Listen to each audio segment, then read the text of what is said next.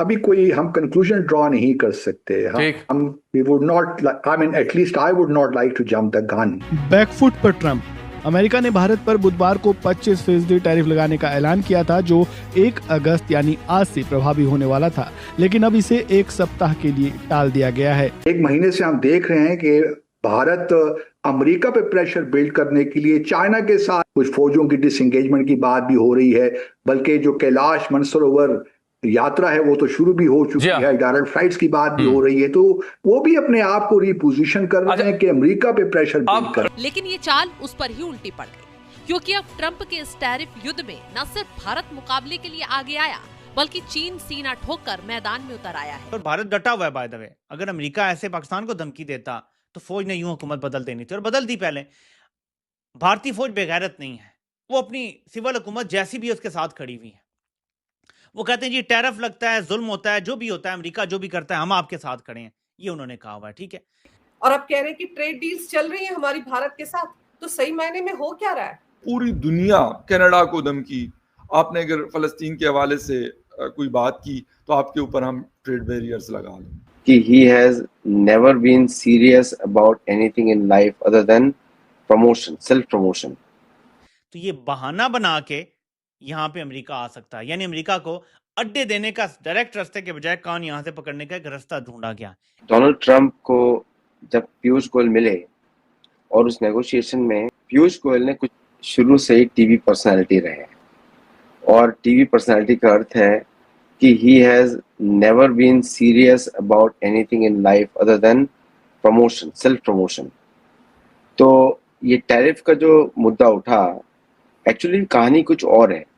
जो newspaper headlines बताती हैं आपको, वो कहानी नहीं है। आज अमेरिका बैंकरप्ट है। डोनाल्ड ट्रंप को जब पीयूष गोयल मिले तो काफी भयंकर नेगोशिएशन हुआ उस समय, और उस नेगोशिएशन में आपको मालूम ही है कि पीयूष गोयल ने कुछ भी उनको दिया नहीं। और इस समय जो ईयू के साथ जो ट्रेड डील हुआ है, वो ट्रेड डील कोई है ही नहीं एक्चुअली। करंट आपको जो देखना है यहाँ पर, वो ये देखना है कि डोनाल्ड ट्रंप के पास कोई और ऑप्शन नहीं है कि अगर वो धमकी देके फ्री डील करे भारत को फोर्स करने के लिए। उसको लग रहा है कि भारत पुराना है और वो 25% का धमकी देगा, फिर बोलेगा कि मैं ऑलरेडी पेनल्टी लगाने वाला हूँ and I am going to increase. इस समय जो है इसको सिर्फ भारत धमकी के रूप में देखे, नॉट एन टेंजिबल एक्शन, क्योंकि जो भी डील होगा वो इम्प्लीमेंट 3 महीने के बाद होगा। और whenever a country put so much pressure on you, this is a time, जैसे पीयूष गोयल ने बोला, we it's time to walk away.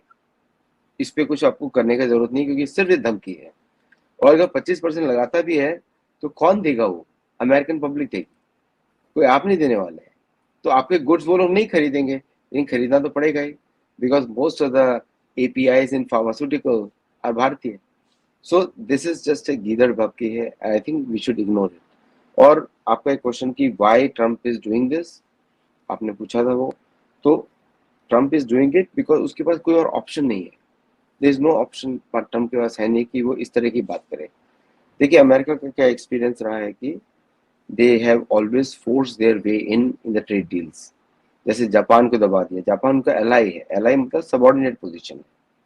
European union उनका एलाई है, it's a subordinate position. So when you have subordinate position, आप इस तरह की बातें करते हैं। बट भारत तो कभी भी न उनका सबऑर्डिनेट रहा है, न उनका फ्रेंड रहा है, न कभी एलाई रहा है। Bharat has been strategic partnership, और because of America, majority of the history of India, Bharat उनका एनिमी रहा है।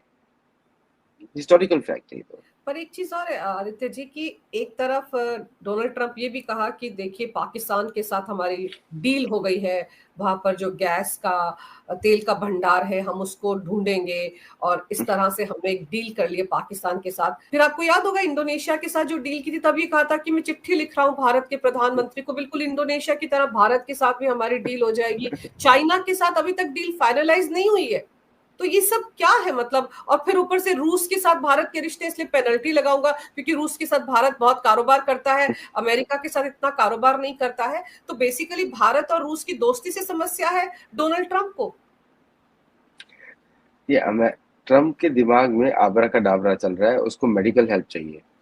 अच्छा, उसको आपने इतने सारे ट्रेड डील्स की आपने बताया, इंडोनेशिया, किसी ने भी डील साइन नहीं करी अभी तक, किसी ने भी साइन नहीं करी है। जापानीज फॉरेन मिनिस्टर ने बोला है कुछ हुआ ही नहीं एग्री अभी तक, जापानीज फॉरेन मिनिस्टर ने बोला है। चाइना ने बोला we have agreed on the interim trade deal. अब चाइना को इसलिए नहीं छू रहा है कि अगर चाइना को ज्यादा उसने टच किया तो अमेरिका में टॉयलेट पेपर की कमी हो जाएगी। That's exactly why they are not touching China.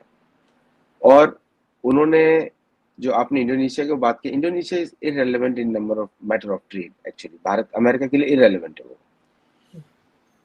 तो किसी भी एक कंट्री मुझे दिखा दीजिए जहां पे साइन हुआ हो। तो नाउ भारत के साथ बोल रहा है कि मैं पाकिस्तान में ऑयल रिजर्व को ढूंढूंगा, ऑयल ढूंढूंगा। Good luck, Bharat should tell them जाओ भाई करो, आप पाकिस्तान के साथ ट्रेड करो। देखिए the foolishness of Trump has been, ये होता है कि जब आप किसी बिजनेसमैन को जो सिर्फ फ्लूक दे के बड़ा हुआ हो उसको आप बना दे राष्ट्रपति, तो इस तरह के डिसीजंस होंगे सारे। 2025 की अंतर्राष्ट्रीय राजनीति में एक और बड़ा मोड़ तब आया जब अमेरिकी राष्ट्रपति डोनाल्ड ट्रंप ने भारत पर लगाए जाने वाले 25% टैरिफ को अचानक 7 दिन के लिए टाल दिया। पहले यह टैरिफ आज से लागू होना था, लेकिन अब इसे 7 अगस्त तक के लिए रोक दिया गया है। यह कोई आम फैसला नहीं था। ट्रंप ने एक साथ 52 देशों की नई टैरिफ लिस्ट जारी की है, जिसमें भारत को लेकर सबसे ज्यादा चर्चा हो रही है।